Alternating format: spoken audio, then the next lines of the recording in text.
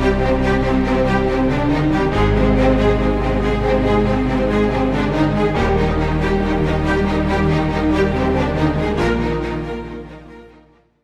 نے جب وکالت سٹارٹ کی تو ہمارے لا کالج میں بھی جھگڑا ہوا اور بڑی فائرنگز ہوئیں، سب کچھ ہوا، یہ پولیٹیکل پارٹیز کے آپس میں جھگڑے وغیرہ.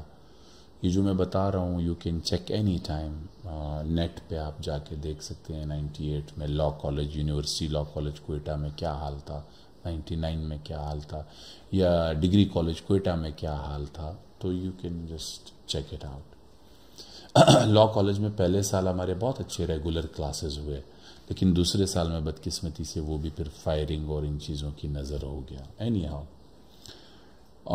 اس کے بعد میں حیران تھا کہ میں کیا کروں. پھر میں نے advance diploma in information technology میں داخلہ لیا پرائیویٹ، اور وہاں پہ الحمدللہ میں نے 90% پلس میں وہ اپنا کمپلیٹ کیا. اس کے بعد مجھے یہ سمجھ نہیں آ رہی تھی کہ اب لائف میں کیا ہونا چاہیے. لازمی بات ہے بچپن کی محرومیاں بھی تھیں، نمود و نمائش دیکھ کر اٹریکشن بھی محسوس ہوتی تھی. اس اٹریکشن کو حاصل کرنے کے لیے یہ بھی پتہ لگ رہا تھا کہ پیسہ جب تک نہیں ہوگا یہ چیزیں نہیں ہوں گی. تو یہ بھی سمجھ آ رہی تھی کہ پیسہ غلط طریقے سے بھی نہیں کمانا. تو یہ ساری چیزیں مکس اینڈ میچ تھیں.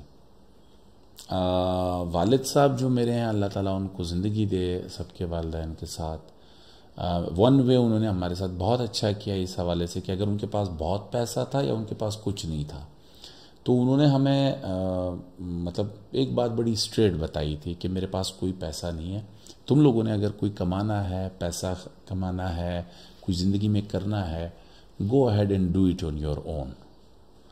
تو یہ چیز جو ہے یہ چیلنجنگ تھی میرے لیے. میں نے اسٹوڈنٹ لائف ہی میں 1995-96 میں ایک آٹو شاپ کے اوپر میں نے کام شروع کیا جس میں یہ جو آٹو اسپیئر پارٹس ملتے ہیں. حالانکہ میں ایک ویل آف فیملی سے تھا، لیکن والد صاحب کی طبیعت اور مزاج ایسا تھا کہ انہوں نے ہمیں اس طرح سے ٹریننگ دی، اور میں خوش ہوں کہ انہوں نے یہ ٹریننگ دی ہمیں. تو اسٹوڈنٹ لائف میں ہوتے ہوئے خرچے کا نہ ہونا یہ ایک اور ہرڈل تھا. اتنا خرچہ جتنا ہونا چاہیے. تو میں چونکہ انگلش سیکھ رہا تھا تو ہمارے سیمسٹر کا اس وقت 500 روپیز ہوتے تھے، تو پر منتھ 125 روپے بنتے تھے. لیکن والد صاحب مجھے وہ فی نہیں دے رہے تھے، اور اس فی نہ دینے کی وجہ سے دین آئی جوائنڈ کیا کہتے ہیں دیٹ شاپ. تو پارٹ ٹائم میں اس شاپ جاتا تھا اور 600 میری منتھلی پے تھی.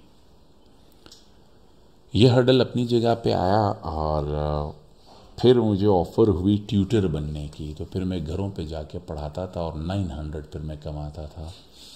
اور یہ بھی دیکھ رہا تھا کہ میں ایک ویل آف فیملی سے ہوں، تو لوگ مجھے تھوڑا بہت جوک بھی کرتے تھے کہ یار اتنی اچھی فیملی سے پڑھتے ہو، آپ ابھی بھی جا کے گھروں میں پڑھا رہے ہو اور تنخواہ لے رہے ہو، تو یہ تو اچھی بات نہیں ہے.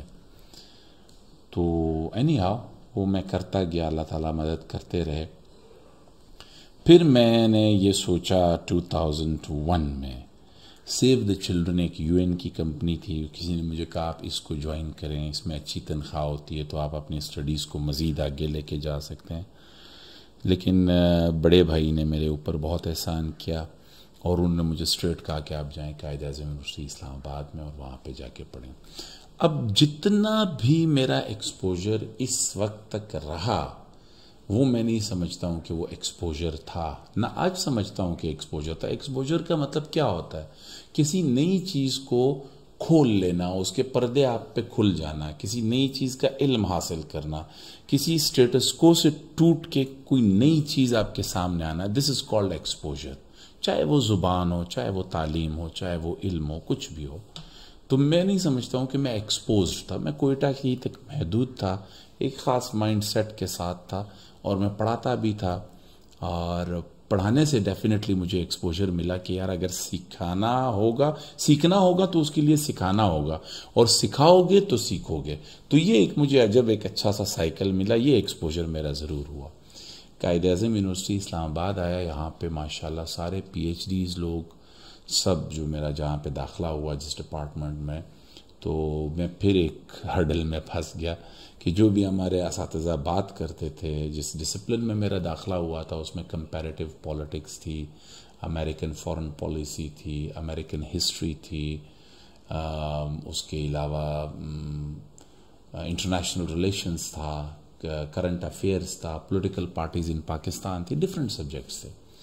تو اب وہ جو پی ایچ ڈی لوگ ہمیں پڑھاتے تھے تو آبویسلی وہ ایک سطح پہ تھے، اور جو سننے والے تھے وہ بھی ایک سطح سے آئے تھے. کوئی 2 4 6 ہمارے class fellows H S N سے تھے، کچھ باہر ملک سے پڑھ کے آئے تھے، کچھ یہیں پاکستان میں اچھے اداروں سے، جی سی، ایف سی کالج لاہور، یہاں سے پڑھ کے آئے تھے.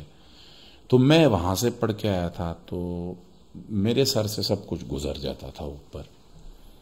اب یہ ہرڈلز آپ دیکھیں، جب ایجوکیشن کی پالیسیز خراب ہوں تو میں اپنی جو سٹوری سنا رہا ہوں اس سے میں 2 چیزیں بیسیکلی حاصل کروانا چاہ رہا ہوں آپ کو. ایک یہ چیز کہ زندگی میں مشکلات جب آتی ہیں، جو میں نے شروع میں کہا، اس کو ہم نے مشکلات کے طور پر اس لیے لینا ہے کہ ہمارا وہ چیلنج ہے، اور چیلنج کو جو اوورکم کر جائے وہی شخص کامیاب ہوتا ہے. دوسرا میں آپ کو یہ بتاتا جا رہا ہوں کہ کبھی بھی غلط رستے، شارٹ کٹس یہ لینے سے بہتر ہے کہ آپ صبر سے، استقامت سے اپنی لائن اور لینتھ برابر کر کے چلیں، تو کوئی چیز ناممکن نہیں ہے.